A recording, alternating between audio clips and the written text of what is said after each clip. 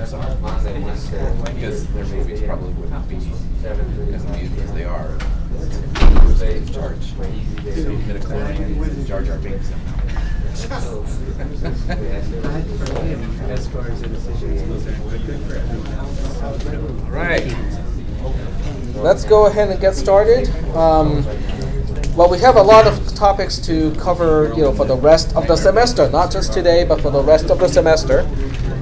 Can someone give me a piece of binder paper so I can take roll today? I forgot to print my own roll sheet. Thank you. So since it's coming from here, I'll let you guys get started here. Please write your name for today's roll. All right. Any questions? I need my laser pointer. Any questions?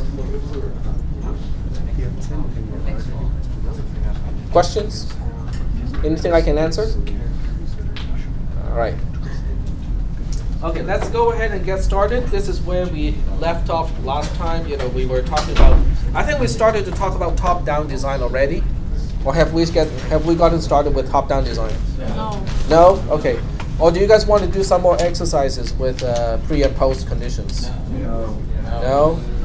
Okay, maybe I'll give you, a homework assignment.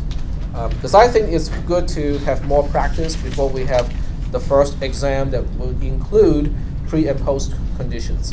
So we'll make sure that I'll make sure that you guys have enough practice and feedback before we do that. So I have to remind myself to do that. All right, top-down design is interesting, and yet it is, it's easy to understand why we need top-down design. If I just give you one example of the lack of top-down design, you guys would immediately understand, oh, okay, so that's why we need top-down design.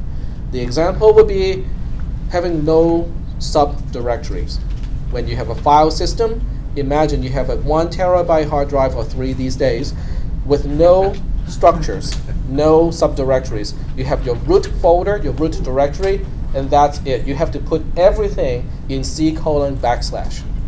That's the lack of structure or lack of top-down design. Why would that be not such a good idea? No organization. So now, yeah, you have 1 gazillion files, all within the same folder. How do you search for the file that you're looking for, right? Okay, so that's why we need structure, and that's why we need top-down design. Another example that I usually use for this topic is to take a look at here, Google Maps. Okay, and come on, show me the map. Loading.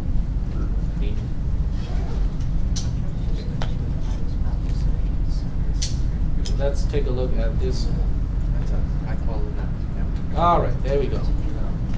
Can I see ARC here? Can I see this classroom on this map? Okay, so go ahead.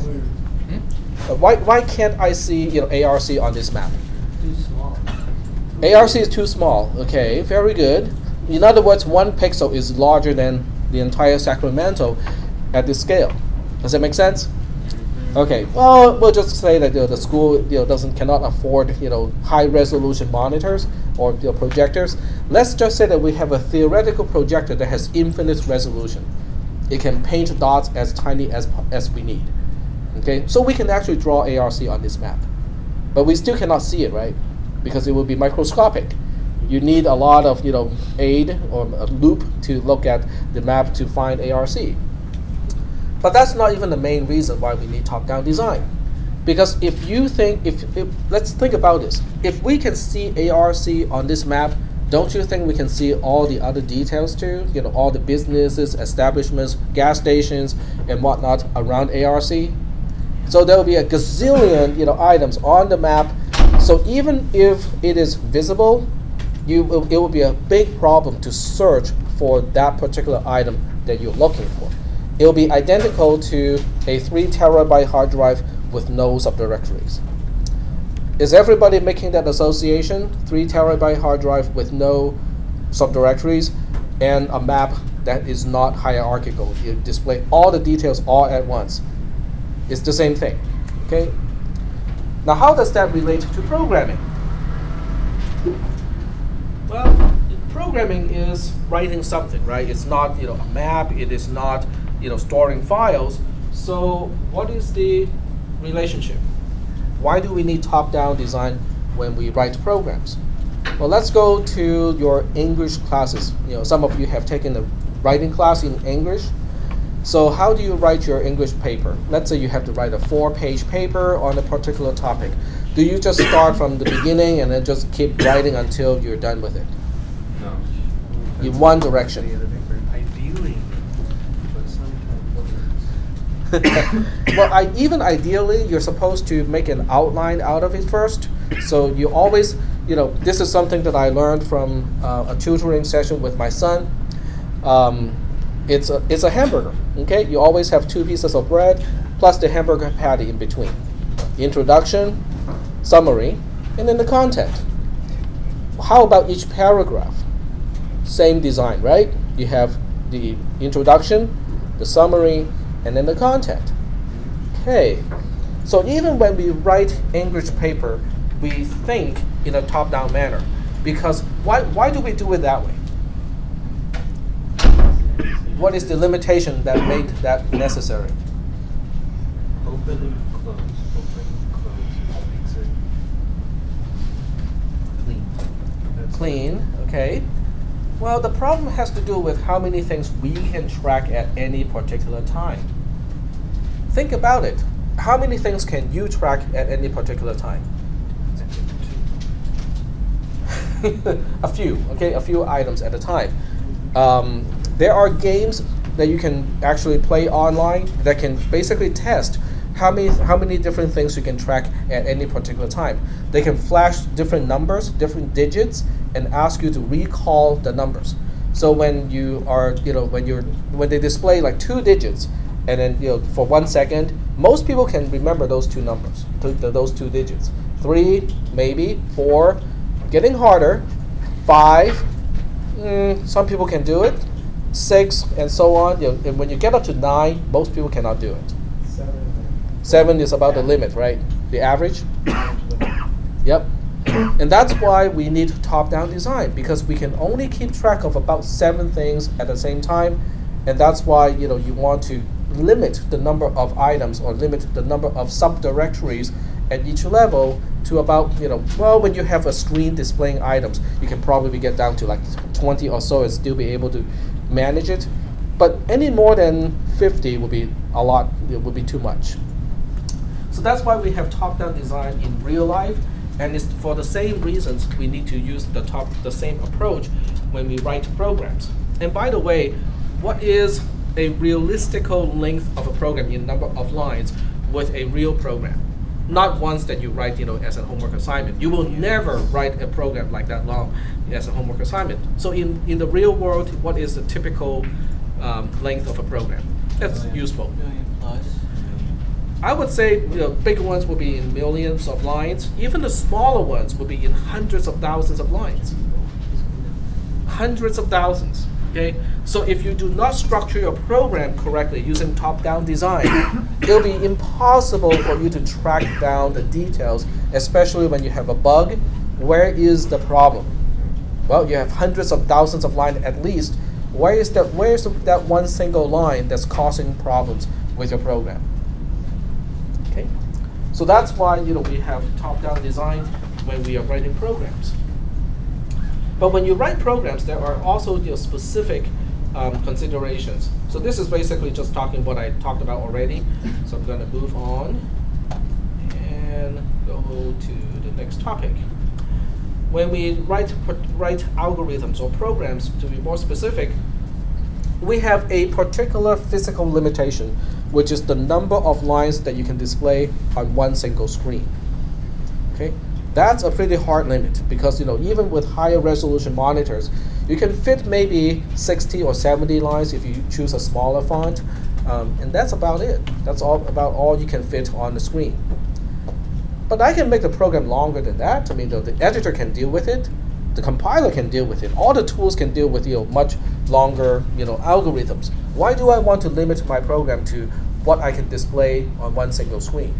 So that you can see it all at once. So you can see the beginning and at the end of everything. What is the problem of not being able to spot the end of a particular construct? Keeping track of what's going on. It's hard to keep track of what's going on. Okay. Now, in the past, okay, before people truly understood, how to write programs effectively, some people wrote, algorithms, single algorithms that will span across like 500 or 600 lines. Okay. How do you deal with programs like that? In other words, let's say you are the new guy, new person, new employee at a company, and you are the one holding the toothbrush, and your boss told you, this program has a bug. Okay, this particular subroutine or this particular algorithm has a problem. Fix it. Okay, what is the first thing you're gonna do? Quit the job. But the next job will give you an even bigger program with an even smaller toothbrush. So, what are you gonna do? Start organizing. You want to at least list the program or the algorithm and analyze what it is supposed to do and how it is structured. When your program or when the algorithm spans over 500 lines, it won't fit on one single screen. What is your tool? What is the only option left to you? You print it out. Okay? So what you do is you go to the technical support of the company and you try to go to the storage room and dig up a dot matrix printer that can print on fan-folded paper. Does anyone still remember or know what is fan-folded printer paper? Yes. Okay. Like the paper where you like peel off the stuff on the side. Yeah, it has little stuff. In it or whatever. Yep, it's fan-folded like that. So it's basically you can print hundreds, if not thousands, of pages before it quote unquote runs out of an entire stack, like a box. It's getting harder to find those. Oh, it is very hard. That's why you have to go to the storage room. Okay, I'll show you guys what it means. Fan folded printer paper. Continuous stationery. What is fan folded paper? Go to images. That's a good picture. That's a very good representative picture of fan fold paper. It's just a stack like that. It's zigzag. And they can go. This pile is probably at least a few thousand pages long. Okay, and then the dot matrix printers have special feed mechanisms to deal with fan fold paper because it has these little stubs on the wheel and it keeps turning to feed the paper in. So it's basically continuous. 500 lines printing at I think 12 points would need how many pages? You can fit about 66 lines, on a single page. I think that was the standard number. 66 lines, on a single page. If your program has 500 lines, it will still take 8 pages. So imagine 8 pages like this, and it is vertically aligned, and that's how long the program will look when it's printed on paper. Now, how do you align and say, okay, where is the beginning of this thing here? Now it's on a piece of paper. Isn't that the indentation? The indentation, very good. But when the indentation, but remember, you're looking at something, the beginning is all the way up here, and then the matching indentation is all the way down there. How do you make that match? Fold it. Fold it. Or have a long ruler. There you go. Well, these days we have lasers, right? But that's how you align the indentation tabs or the indentation levels, and you pray that the indentation is actually correct. And also Because- fingerprinted right. Yeah, because the indentation is not mandatory. The tool, the editor, or the compiler does not require perfect indentation, and unless you're programming in Python. But in other programming languages, indentation is optional. So if someone gets the indentation wrong, that program will be nearly impossible to debug with just that tool. Okay, here's another question. Okay, I know we're getting a little off track here. What if you're dealing with a program where some really questionable people have touched it, and you cannot trust the indentation even? what would be the first thing you do to the program? Fire those people. Fire those people, but those There you people have go. retired already. You cannot fire people who have retired. Scrap the code. Hmm? Scrap the code. Scrap the code, but your boss says, we don't have time to scrap the code. You disagree, but the boss says either fix the program or you're out of your job, and you cannot find another job. Okay. Well, what you do is you bring out a big gun. It's called a program beautifier. A program beautifier is a very special tool. It reads in a badly formatted program, and it prints it out formatted correctly with the correct indentations, with the correct open and closed styles and stuff like that. Then your program has the proper indentations. Then you can start to analyze the program. But if your program or if your algorithm spans over 8 pages, it will still be difficult to deal with. And that's why we don't want to end up with algorithms like that. And that's why we also want to learn what is top-down programming, what is top-down design. Now, going back to Google Maps, okay, when you look at this map here, it certainly has more than 7 items, but since it's location-based, we don't really, it's a little bit different because we kind of know the vague location of stuff, so it's easier to find it in something. When you look at Sacramento here, it doesn't have all the details of the Sacramento region. It just says Sacramento. Okay, but when you zoom in a little bit more, you start to see more details. When you zoom in a little bit more, and wait, and wait, then you start to see more details.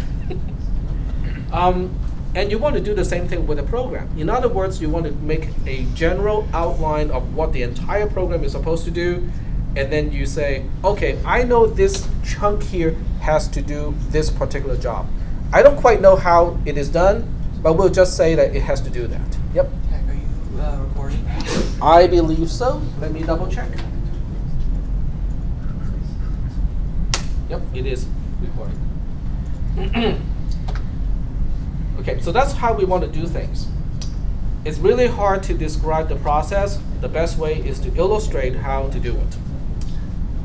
So we'll start with something that we all know how to do, and this would also be a good chance to kind of practice how do we get started writing an algorithm. Because up to this point, what we have talked about?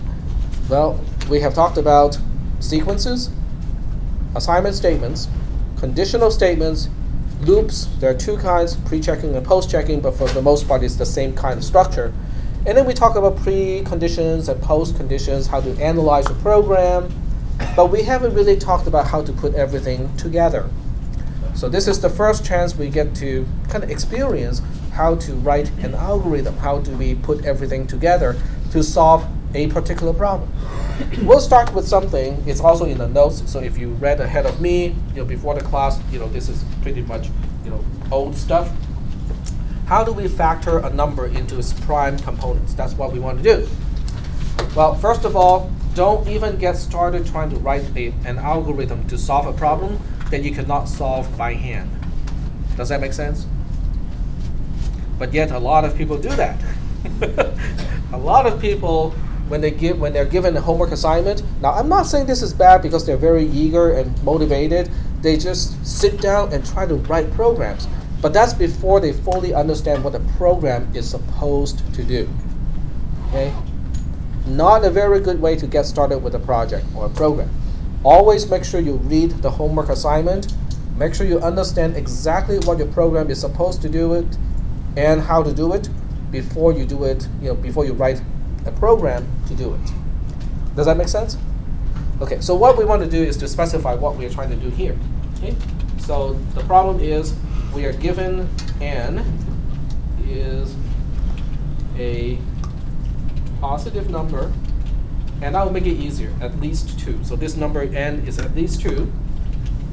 I want to print all its prime components, or factors. Let's use factors. If a factor repeats, print it multiple times. Okay. It's always helpful to use an example. So let's just say we are picking 16 as an example. Well, maybe not. 18 is better. So 18, I want to print it as 2 times 3 times 3. Okay. So 3 appears twice because there are two occurrences of 3 as a factor in 18. Is that okay? Does everybody understand what the program is supposed to do? The input is a positive integer. I should make that even more specific, not just a number. It is a positive integer. It is at least 2, and I want to find all its prime components, prime factors. Are we doing okay so far with what the program is supposed to do? Now, how do we do it? Well, we try out several examples and see how we can do it by hand, right? Because if I don't know how to do it by hand, I should not even get started with writing a program to do it. So we'll start with, let's say, 46. Okay. How do we factor 46? That's easy. Okay, because we have all sorts of rules of thumbs, right? Rules of thumb, sorry, single thumb. Heuristics. What is the one heuristic I should use here? The least significant digit is itself an even number. That makes the number itself also even, which means it has a factor of 2. That's easy. 2, and then we divide it by 2 is 23. And then we remember from our little table in our mind that 23 is a prime number. It has no prime components other than itself, and we're done. Do you think I can code all of that stuff easily? Yes. Not really, because a lot of that stuff is heuristic. It only applies in base 10. If I change the base, the rule that says if the least significant digit ends with a 2, it is an even number, doesn't work anymore. Okay? In other words, if I change my base to base 5 or base 3 or some other base 2 is easy. If the least significant digit is a 0, it's an even number. But rules of thumb are difficult to encode. And also, what about the 23 part? How do I know if this is a prime number? It's because we have been remembering, the first few prime numbers. Okay? What is the last prime number that you know? The largest prime number that you have memorized?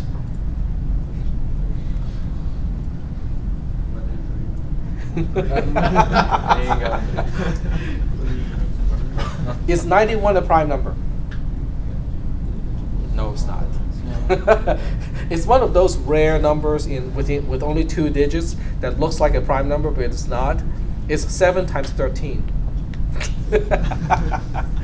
How about 101? Is that a prime number? That's a prime number. Okay. So that means it's really hard for me to encode the logic of finding that 23 is a prime number. So what does that tell you? It tells you that 46 is too simple of an example to realize, how do we do it systematically to find all the prime numbers, prime factors. Okay. But this does tell us, a particular thing, because we can at least get started with this one using the top-down design approach. So we can at least start with, let's say, say, I'm just trying to pick a number here. Let's pick 56. Okay. Now, when we do it, step by step, a very important part of writing your algorithm is try to think about how to do things step by step and not just do it, everything on the same line. So when I try to break 56 into its prime components, I will first just find one single prime component, which is 2 in this case, and I will say 56 is 2 times what? 28. Okay, very good. So 2 is already taken care of. I don't need to deal with 2 anymore, but now we have 28 to take care of. What is 28? 14. 2 times 14. 14 is 2 times 7. And I would even end it, well, I'm not going to stop here because I don't know 7 is a prime number, but once I find out that 7 only has itself as one as its factors, now I can stop. Okay? Let's do another example. Let's pick, I don't know, let's pick 100. 100 is 2 times 50. 50 is 2 times 25. 25 is 5 times 5. And 5 itself is 5 times 1. Now, it's very important to finish this with a 1 because 1 cannot be factored. In other words, all the steps that we have taken is breaking a number into a single prime component and whatever is left as a factor. Now, whatever is left can be a prime number itself. I don't even care at that point. I just know, okay, I extracted one prime factor. I'm happy. This is the rest of it. Then I repeat the process. Let's look at the rest of it and see if I can break it down some more. Take whatever is left of it, break it down some more, until whatever is left, when I try to break it down into prime components, I only get itself back because it's a prime number itself, and therefore I can say, okay, once we get rid of this one, we have 1 left, and 1 cannot be factored anymore. And by the way, is 1 a prime number? It is not. By definition, 1 is not a prime number.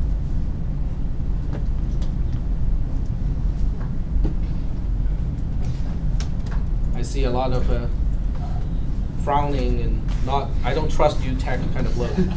So let's look at prime numbers. And I'm doing things that a lot of professors say, do not look up wiki, it's bad.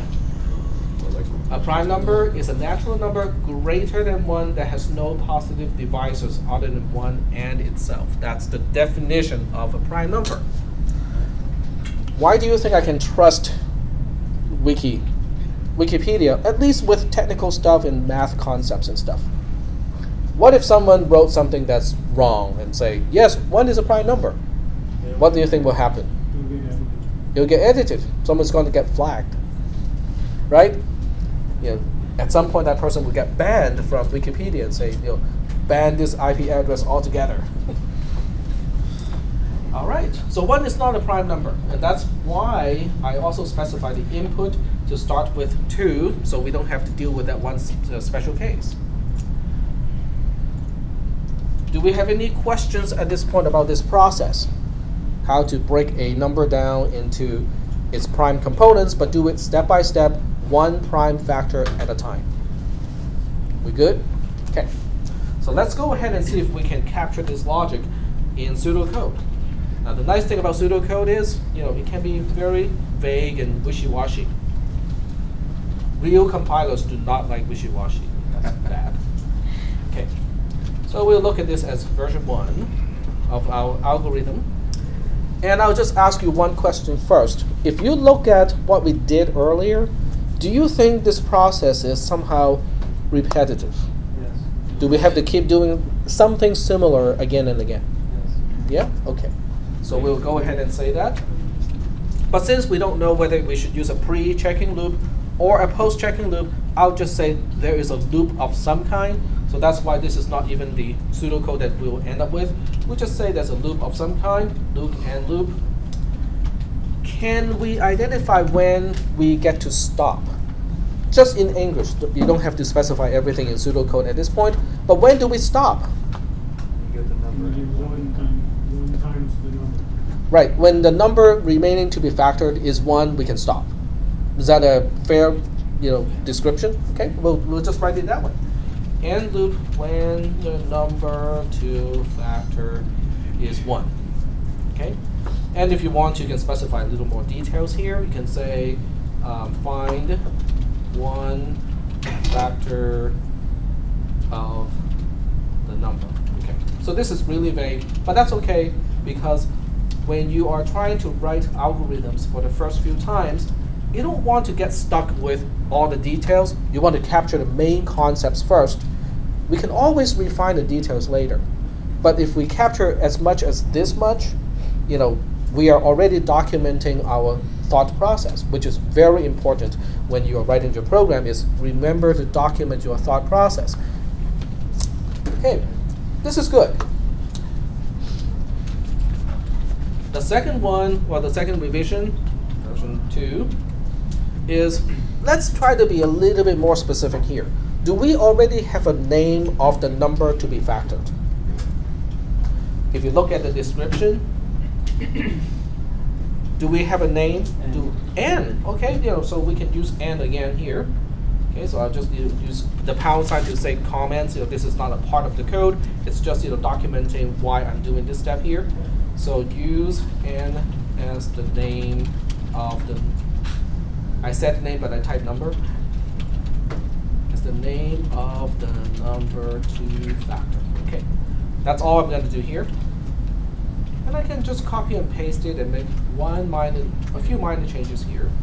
Find one factor of n, and then n loop when n equals 1. Wow. Right? Well, it's good enough for this round. I'll just call it, version 2.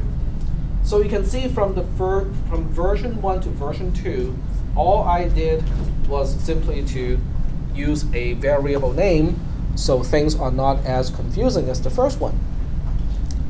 Okay. But when I look at version 2, it implies that n gets changed with each step, because if I don't change n, when is it going to get to n? When is it going to get to 1? It does not automatically. So I have to do something to n to make it get to 1. What am I supposed to do?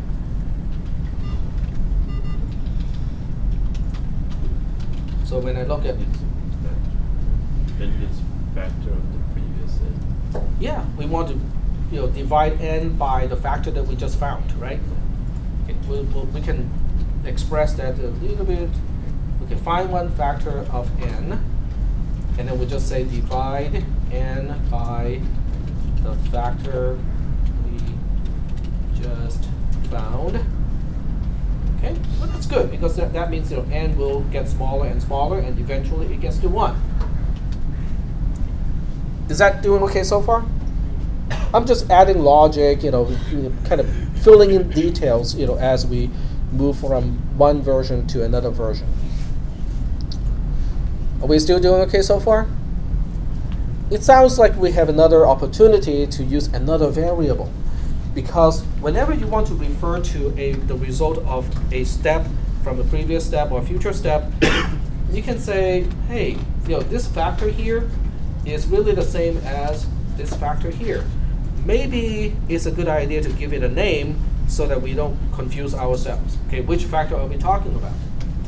And that's what we'll do in this step here. So I'm going to use a pound sign in version 4 and say, give the factor a name, call it f. Okay, f for factor. So now I can just copy and paste the code and say find one factor f of n. So this time we give it a name. Okay, the new factor that we find is called f. And then now I can say divide n by f. Okay. It's a very small step, but it's nonetheless an important one because it will get us to the end. Version 5. Let's see if there's an easier way for us to express this kind of stuff. Divide n by f. What do you think I mean by that? Divide n by f. F backslash f. N slash f. But what am I going to do with the quotient of the division? And what do I want to do with the value? N gets the value. N gets the value. Very good. Okay, so we should make it more clear, because if you just read, divide n by f, it's not quite clear what are we doing with the quotient.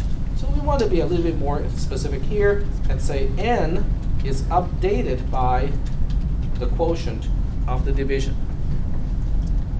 But is that what we want to do? If we look back to the examples, that's what we were doing. Every time we found a new factor, we want to divide the number 2 factor by the new factor so that the number becomes smaller. Eventually, it will become n. N becomes 1. Then we can stop. Are we still doing okay so far? Okay. But we really don't have a loop and loop kind of thing. So now we have to change this to, in version 6, we'll change the loop and loop to either a pre-checking loop or a post-checking loop. In other words, should we say as long as blah, blah, blah, blah, blah, do the following, or should we say repeat blah, blah, blah until something is true? Which one do you think we should use? In this case, we can use either one.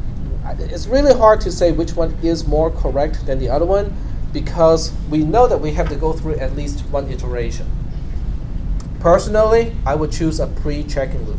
When you have a choice and both loops seems to be about the same, I would choose a pre-checking loop instead of a post-checking loop. The pre-checking loop version of this will use the while do syntax. So we'll say while blah blah blah do and while, but the inside of the loop is still the same as before because all we are doing here is to specify when do we check for the condition. What should I put here? N does not equal to 1. But since we know n is positive, we can be more specific. We can say when n is greater than 1, do the following. As long as n is greater than 1, we want to keep this loop here. I'll call this 6a. And let me save the file, just in case someone wants me to upload it later on. Create a new folder.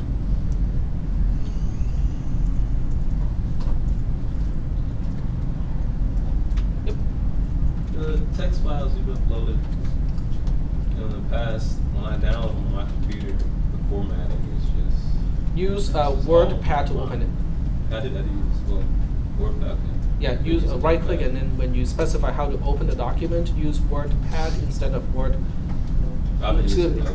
instead of Notepad. Okay. That will open it correctly. The problem has to do with how Linux and DOS have different ways to encode the end of a line. It's actually beyond DOS and Linux. It's actually Unix type operating system versus CP/M type operating systems.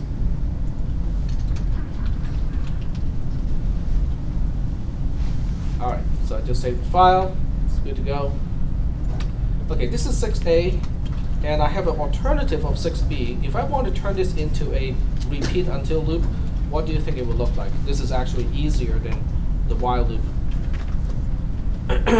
Because it's already in the repeat until format. I just have to change loop to repeat and end loop when to until. Because n equals 1 is already the exit condition, so it's already at the right place. I just have to change the wording to turn it into repeat until loop. In this case, either way is okay because if I can guarantee that n is at least 2, that means we have to go through at least one iteration. If you have to go through at least one iteration, using a pre-checking or post-checking really doesn't matter because either one will work correctly. The pre-checking, on the other hand, is more general because later on, if the assumption of the assignment has changed and your professor told you, oh, I just changed the homework assignment, n can start with 1, then the repeat until won't work anymore, but the while do loop will still continue to work. And that's why I would choose a pre-checking loop instead of a post-checking loop because it works in more cases. Any questions? Okay, now here, this is the important part. The important part is to call it quits at this point. Okay? Well, at least for now. In other words, I am leaving this part here and say, I'm not going to go in and specify the logic of finding one factor f of n. I'm just going to assume that there will be some other algorithms to deal with that. That is an important part of top-down design because I'm intentionally leaving out some details and say I'll specify that later on somewhere else. Are we doing okay so far? Because that's top-down design right here. It's not to include all the details, at the same place. We just say, okay, it is clear enough what this line wants to do. How it is going to do it, we'll specify later. It's the differentiation between how to do something versus what to do.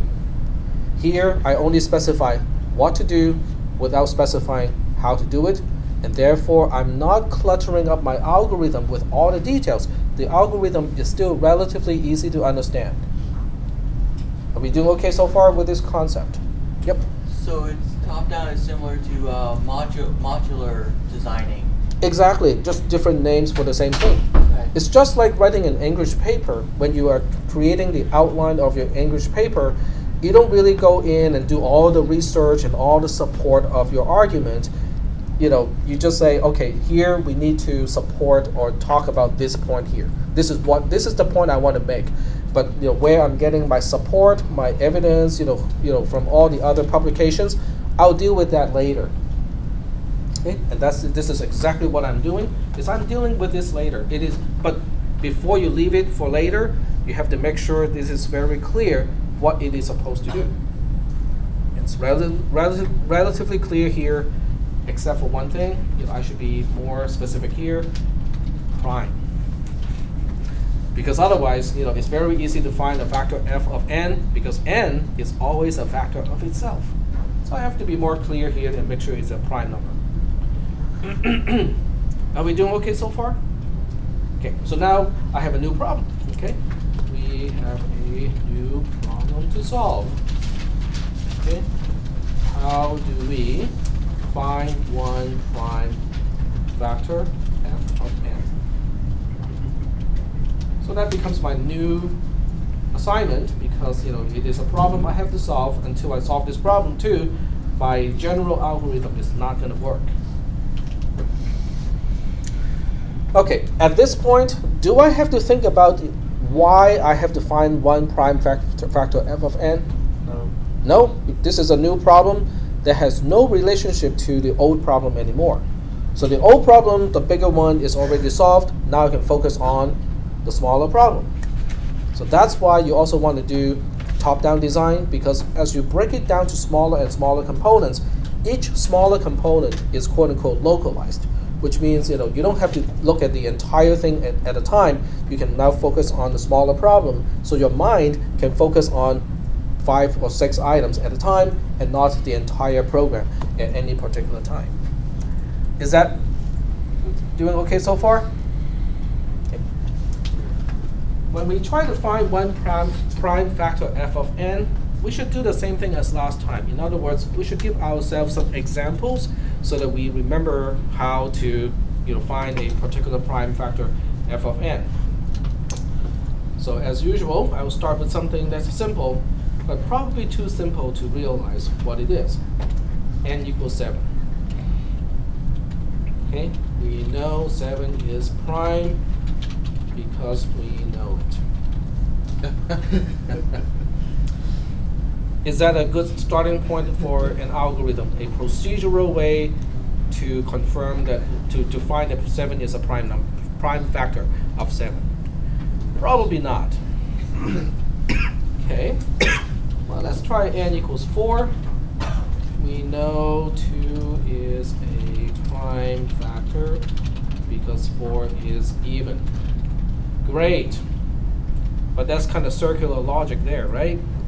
Because a number being even means it's divisible by 2. Not a very good example in order to derive an algorithm. Let's try something else. We good. Okay. Well, unless you can do a lot of math in your mind really, really quick, I don't even know whether that's a prime number itself or not. So this forces us to resort to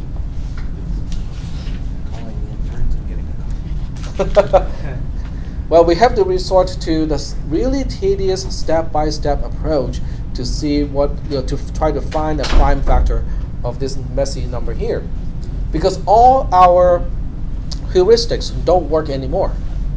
Okay, this number doesn't end with an even number, so it's not divisible by 2. You add up all the digits, it's not divisible by 3 itself, so we know the number itself is not divisible by 3. The least significant digit is not a 5, so we know it's not divisible by 5. I have exhausted all my heuristics. You guys may know some other tricks, but I don't know any more tricks. Okay?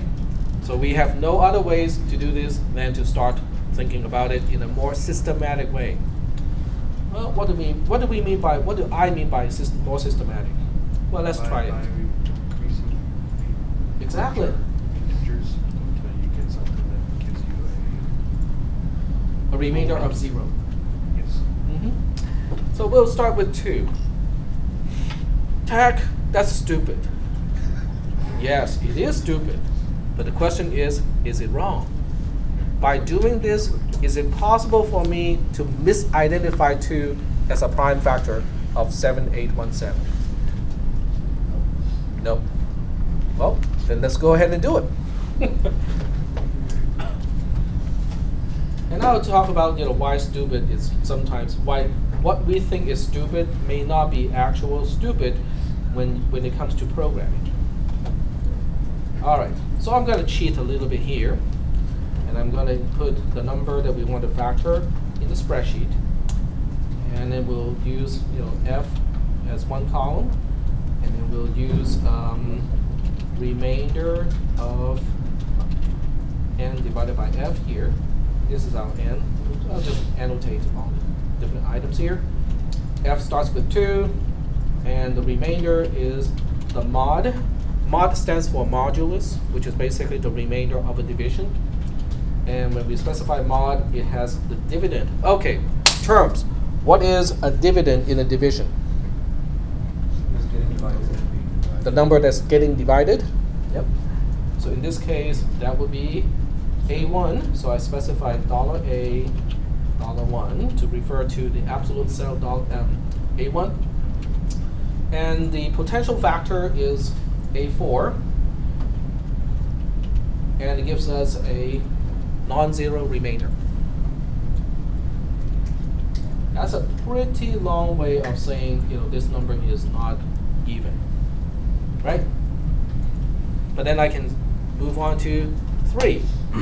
But heck, that's really dumb too, because we can add up all the digits of the base 10 number, and the sum of the digits of the base 10 number itself is not divisible by 3, and therefore the number 7817 cannot be divisible by 3.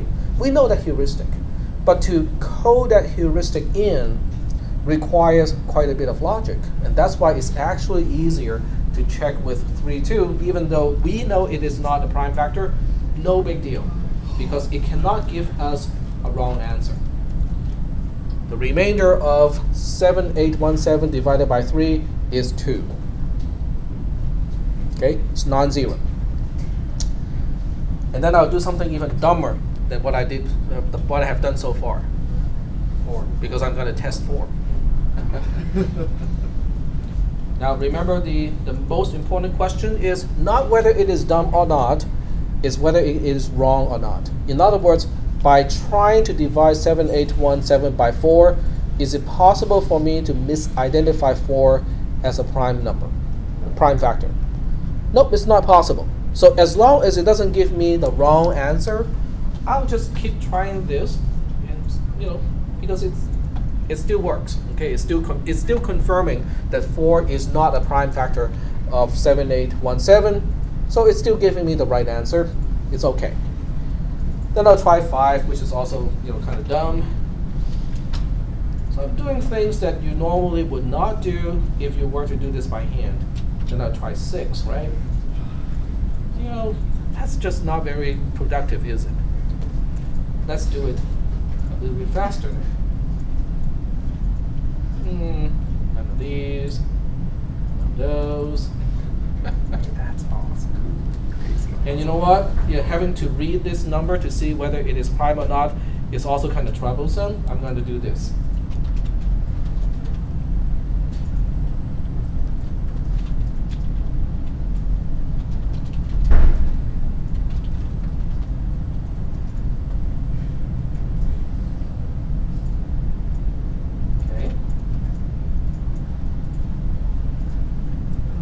I think that's enough.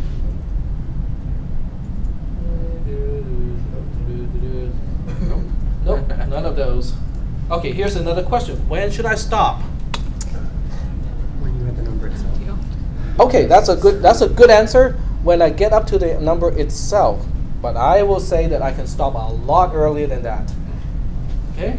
So I'll make another column. Sorry? When you get to half of it, or No, square root. So I will do something else here, and I'll say if this number times itself is greater than or equal to $A$1. Oops. Say stop. Okay, so this way I know when I'm supposed to stop. Pretty sure I can stop at 200 something because the square root of 7,000 something. See?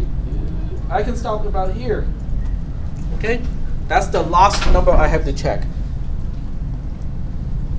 And since no number before or at 88, which is about the square root of 7817, is a prime factor of 7817, it is a prime number itself. Yep. Okay, so I see some people frowning and go like, why? Zach, Yes? Hmm? I said prove it. Prove it. Very good. I like that. Because you really should demand proofs, with something like that. Because can we really stop this early? Now, if you want to say, dumb versus smart, it is dumb to test 2, 3, 4, and so on. But I think being able to stop this early makes up for all the differences. Okay? Because we are only stopping at the square root of n. Once we say, if you cannot find a prime factor by the time you get to the square root of the number, there's no prime factor other than the number itself. All right, so you don't trust me, which is the right attitude in any class. Okay, always make sure that you demand proof and say, okay, I want to see why that is the case. So now we want to prove that. Now remember, the proof part is not a part of this class. Well, it is a part of the class. I think it is important, but I'm not demanding anyone in the class to be able to make proofs like this. Because this is stuff that you won't see again until you get to CISP 440. Okay, so here's my claim. Okay, TAC claims that the following. Mathematicians like this, making things very indirect and multiple steps. Instead of saying what they want to say, they just say the following, and the rest. Okay, given n is a positive integer. Well, let's use a and b so we don't confuse the symbols. So a is a positive integer, b is a positive integer, and p, which is a product, is defined to be a times b. The following has to be true. Okay, is everybody okay with the assumption? A is a positive integer, b is a positive integer, and p by definition is the product of a times b. Okay, so I can give you certain examples. So let me just insert the examples here. So a equals 4, b equals 3, p equals 12, and so on. Okay, are we good? Okay. Well, what I'm claiming is kind of interesting. It says, a times a is less than or equal to p, or b times b is less than or equal to p. Well, that's kind of strange and kind of awkward. Instead of using square root, I use the square. Okay, well, can you find a counterexample to prove me wrong? Okay, so I can see all of you are starting to spin and go like, okay, I'll find you a counterexample. Okay, let's try out several things. Okay, so let's try a equals 4 and b equals 3.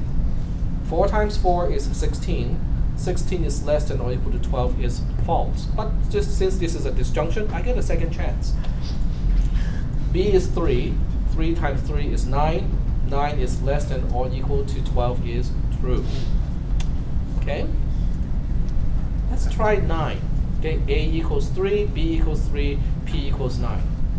Well, guess what? 3 times 3 is 9 already. 9 is less than or equal to 9 is true. Okay? So I would just kind of fast forward time and say that half an hour has gone by and nobody has found a counterexample. Does that make it true? No. The lack of the lack of being able to find an example, the inability to find a counterexample doesn't make it true. Okay? So I still need to prove to you that this has to be true. Okay, I'll just mention that. The inability to find a counterexample does not make this true. How do we prove something like that? Well, this is a proof technique called proof by contradiction. It's a very interesting technique. It's very useful because a lot of times it's difficult to prove something directly, but you can prove that it is not possible for this to be false. So that's what we'll do. Tech will prove this by contradiction.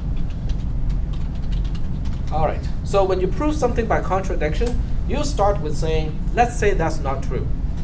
Okay, so let's say tax claim is not true. That means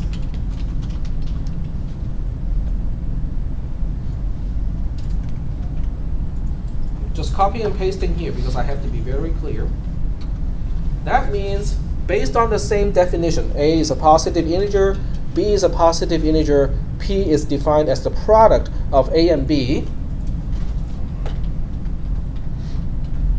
there exists a case where this thing is false. Right? Don't you agree this is what it means when I say that my claim is not true to begin with? It means there is at least one single case where my claim is false. In other words, I'm saving you the trouble to find the exact counterexample. I'm just saying that let's say there is a counterexample.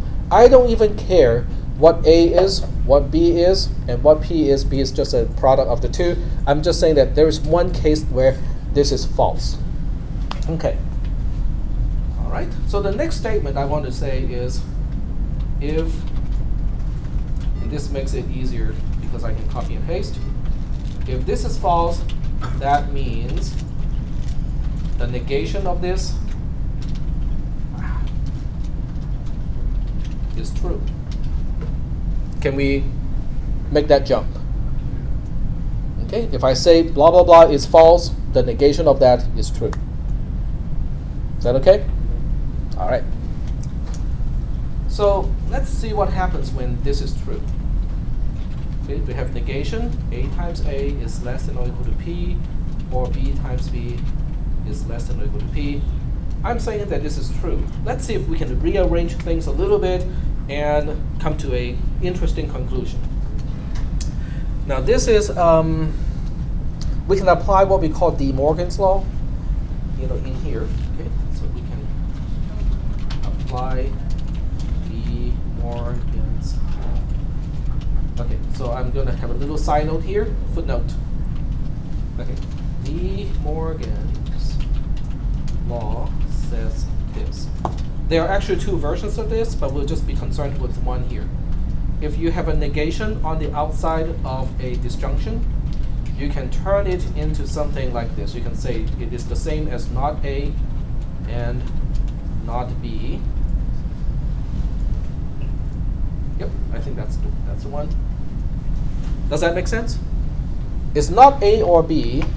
It's really the same thing as not A and not B. It kind of feels like it's the same, but I'm waiting for you to say, prove it. Prove it. Okay, very good. Now, remember the technique that we used multiple times already in this class. How do we prove something like this? A truth table. We just list all the possible cases. If the two columns match up in all cases, then we know they're good to go. They are equivalent. So we have a column for A and a column for B. A can be true, true, false, false. When A is true, B can be true, B can be false. When A is false, B can be true, A can be false. Okay? When A is true, B is true, A or B is true, not true is false. A is true, not A is false. B is true, not B is false. So that means false and false is false. Okay. How about this one here? A is true, B is false. A or B is true, not true is false. Not A is false, false and anything is false, so I can stop there. This is really the same thing, except it is just symmetric. And the last one, we have false or false in the inside. That's false, not false is true. And then on this side, we have not A being true, not B being true, true and true is true. The two columns match up exactly. So that means whenever you see something that has a disjunction in the inside and a negation on the outside, you can negate each component and turn the disjunction into a conjunction. This is called De Morgan's law. Okay. So after we apply De Morgan's law, then we end up with something that looks like this. It's going to be tedious. Not the case that A times A is less than or equal to B, P, close, close. Okay, I think I can save one parenthesis.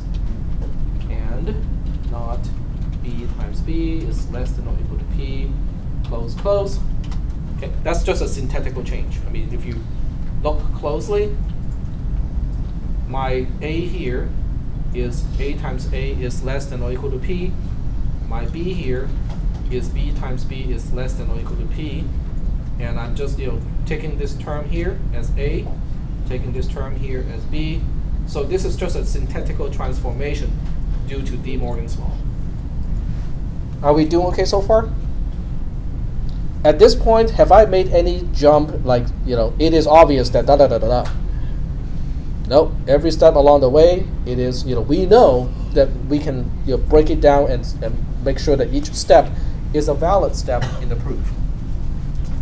Okay, let's look at this. What is the other way of saying it is not the case that A times A is less than or equal to P? I can simplify this a little bit, right? Does that make sense? Okay. Same thing with the other one. And B times B is greater than P. No big deal. But when A times A is greater than P and B times B is greater than P, that implies, okay, I'm just going to say implies here, it implies that A times B times B is greater than P times P. Does that make sense? Because I'm just taking this side from this inequality, put it here, take this side of the other inequality and put it there, and then combine the right-hand side of both inequalities on the other side, and we already know all of these numbers are positive. So that seems to make sense. The imply makes sense. Yep. And why did we change the sign? So A times A is greater than P? It's just easier to read that way. Okay. It means the same thing. It's equivalent. We're not changing the sign. We're changing the comparison operator and getting rid of the negation on the outside. Changing the sign means in negation, like putting a negative in front of everything. We don't seem to have a problem here. Well, let's see how we can rewrite this expression here. Using, what do you call when you say you can change the position of two things with an operator? It's called the commutative law, right? A times A equals B times A. Excuse me. A times B equals B times A is called a commutative law. So in this case, I can just change the location here a little bit. Can everybody tell why I can do something like this, going from here to here? It's all multiplication. The order should not matter. But by definition, what is A times B? That's the definition of P, right? So if I use that definition and apply here, what do I get? P times P is greater than P times P. P times P. Can that happen? No. So this is a contradiction. Okay, let's see what we have done so far. Ignoring all the details, let's see what we have done so far. I made an original claim at first and say that this is true, and that's why we can stop looking at 88 when the number is 7817, right?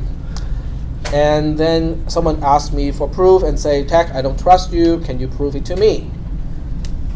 The class spent half an hour, virtual half hour, and could not come up with a counterexample.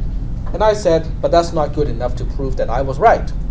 So let's say that I was wrong to begin with, and let's even go for the kind of abstract case where I'll just find a counterexample. Some A and some B, makes this claim not true. And then by making that claim false, I eventually come to this conclusion here, which is a contradiction. So what do you think that means to my original claim? It has to be true, because if my original claim is false, it leads to a contradiction. So that means the original claim has to be true. Are we doing okay so far with the just general concept of proof by contradiction? Okay. Well, that turns out to be very handy, because once I confirm that is true, I can now stop at 88. Once I test that nothing up to 88 is a prime factor of 7817, it is not a prime factor. I mean, there's no prime factor other than itself, so itself is a prime number. 7817 is a prime number. Are we doing okay so far? Okay. So I'm going to save this file with its own name as 7817 is prime. Well, it's a good exercise, because now we remember, oh, okay, we can actually go through this really tedious process, but it's actually quite easy to describe to solve a problem. But it seems like, in this example, it only works when the number is prime, when n is prime. Let's test it on something that is not prime. 91 is a good one. Remember 91? It looks like a prime number, but it's not. So in this case, I just changed this to 91 and watch the magic. Right? Actually, this row should not say prime. It should say your prime factor. Okay, let's change that. There we go. And just extend it all the way down. Pretty sure there's a keyboard shortcut to do the same thing. I'm not a shortcut kind of person. There we go. Great, the method works just fine. Can everybody see how useful a spreadsheet can be? And we're just touching the, like 2% of what you can do with a spreadsheet. So I'm going to save this file, but this time I'll save it as a different name, and I'll say 91 is not prime. But our objective is not even to confirm that 91 is not prime. Our objective was what? Find one prime factor of a number. So that means we can stop here. Once we find that 91 divided by 7 has a remainder of 0, we can stop. I don't even care about the other number. I don't care about the quotient of the division. I only need the remainder to determine that we can stop here, because it is a prime number. Do you think we have enough to get started with the algorithm at this point? Yeah. Okay. All right. Let's go ahead and get started with the algorithm itself.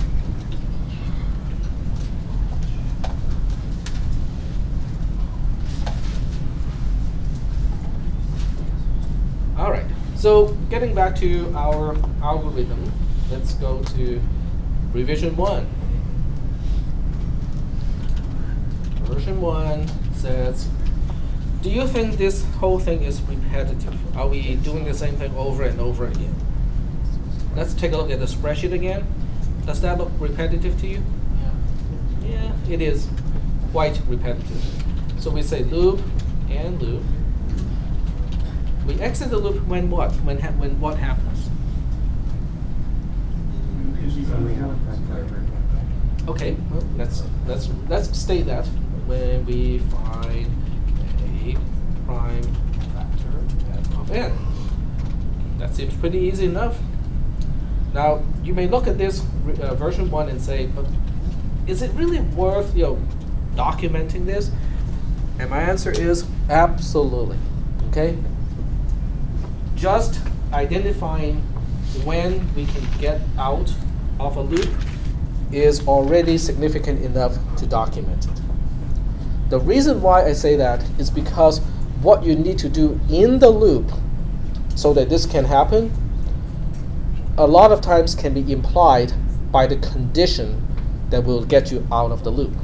So correctly identifying when you can get out of the loop will give you hints of what you need to do in the loop to make this happen eventually. Is that okay? Because if you look at this, when we find a prime factor f of n, it mentions f, it also mentions n. It automatically tells you that whatever you put inside the loop here has to either modify f, n, or both. If the body of the loop does not modify either one of these, there's no way you can exit. Because if the condition is false to begin with, nothing is changing it to make it true eventually. So this is actually quite important. 2, version 2. Let's think about what we are doing to either f of n in order for that condition to become true eventually. Okay, we can refer back to our spreadsheet here. What am I doing to f to eventually get out of this loop? Just keep adding 1. And that is why I was stupid to use 2, 4, 6, and all the other not very smart number as testing, because in terms of logic, this is a whole lot easier to specify than saying, oh, I only want to test the prime numbers. Okay? So that's why when we get back here, hey, it's easy. F just gets f plus 1 for each iteration. And I'll call this another revision. That's a significant improvement to my algorithm. Let's try to tackle when we find a prime factor f of n. But this time, let's not worry about the optimization of stopping at the square root. How do we express the fact that f is a factor of n? Just a factor, not necessarily prime.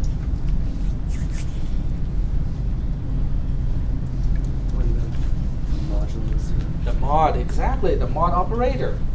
See here, when the remainder of n divided by f is 0, we can confirm that f is a prime factor, and then we can get out. Okay, how do we say that in programming? Well, since I haven't introduced that operator yet, I would introduce it here. So it's when n mod f equals to 0. That's how we express it. In other words, instead of using a division operator here, we use the word mod to mean that we only want to look at the remainder of the division, and we don't care about the quotient at all in this case. Are there any questions about the notation, what n mod f means? N mod f is the remainder of n divided by f.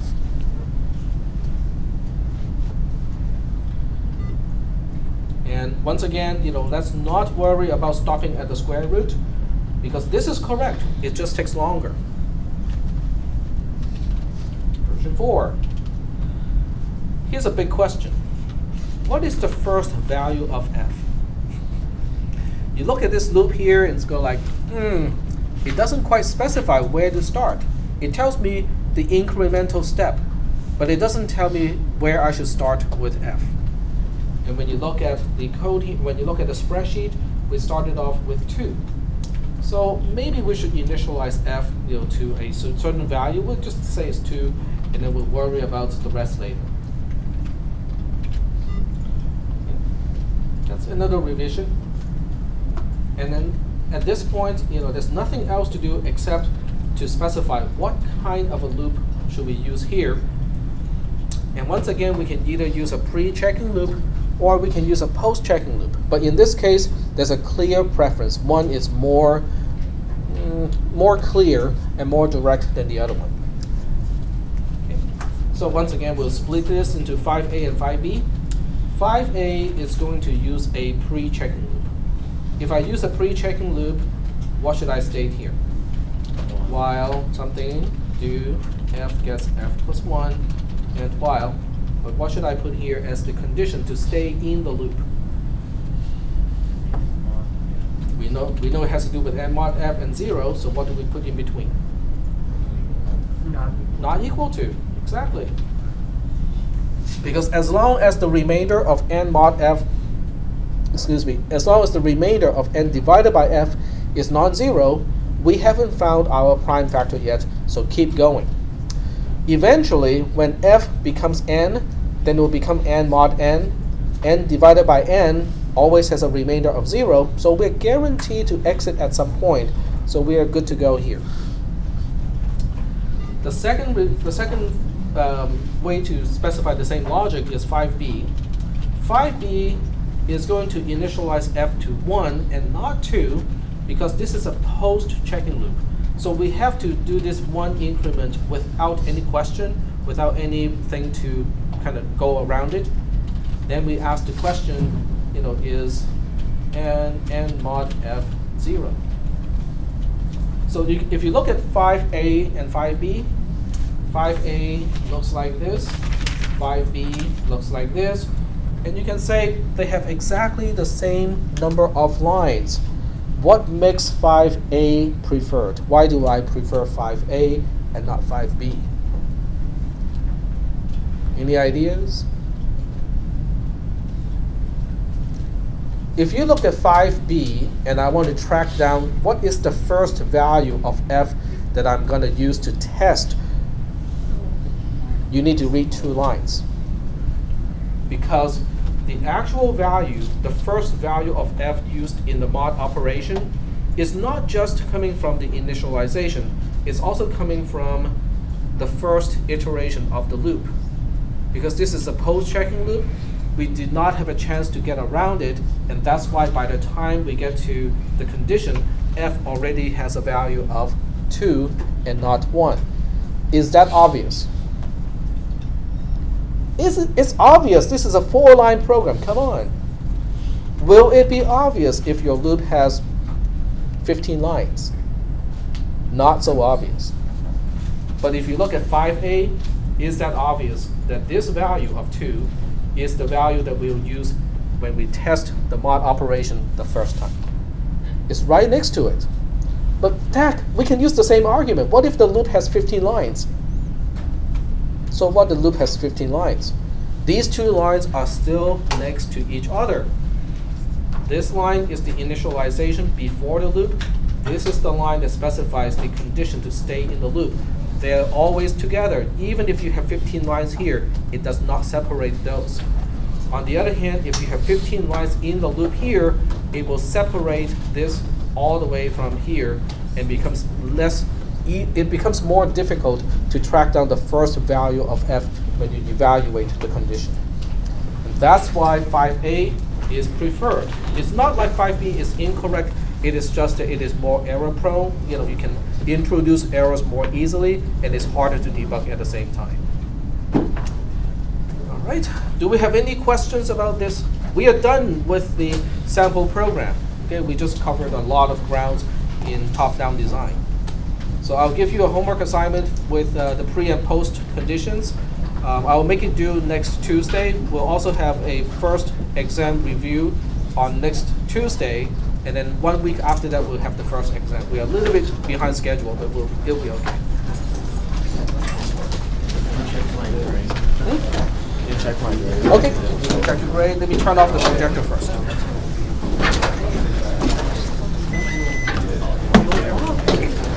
And turn off the recording.